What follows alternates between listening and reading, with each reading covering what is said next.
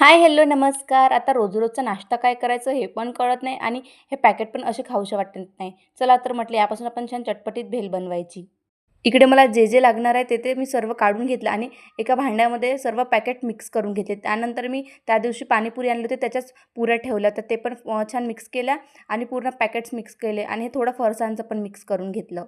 इकडे मी छान कांदा आणि मसाले टाकले आणि मी पुदिना, हिरवी मिरची आणि सांबारचं छान पाणी पण बनवून घेतलं होतं ते पण ॲड केलं आणि नंतर छान टोमॅटो सॉस पण टाकला.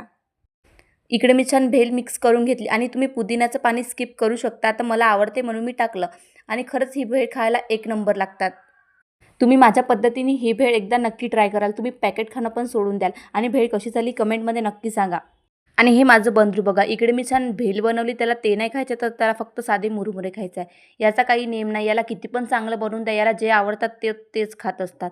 पण ही भेल माझ्या सासूबाईंना खूप जास्त आवडतात आणि मी हे नेहमीच बनवत असते. आता सर्वांच्या तोंडातून मी ऐकलं की मुलगी ही बाबांची असते आणि मुलगा हा आईचा असते, पण माझ्या घरी तसं काहीच नाही. आता तुम्हीच बघा हा काय म्हणतो. कोणाचा आहे श्रीनू? बाबाचा. कोणाचा आहे? आईचा.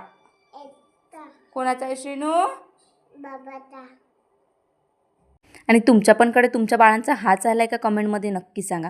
आणि बघा सायंकाळचे बाबा ड्युटीहून आले की या दोघांची खूप जास्त मस्ती सुरू असते आणि या दोघांच्या मस्तीमध्ये या दोघातून लहान कोण आहे हेच कळत नाही आणि यांच्या मस्तीमध्ये कधी दिवसाची रात्र होऊन जाते हे पण कळत नाही. चला तर मग आता माझ्या पेजला आले असेल तर पटकन जाऊन फॉलो करा. पुन्हा भेटूच उद्याच्या न्यू ब्लॉगमध्ये. तोपर्यंत बाय.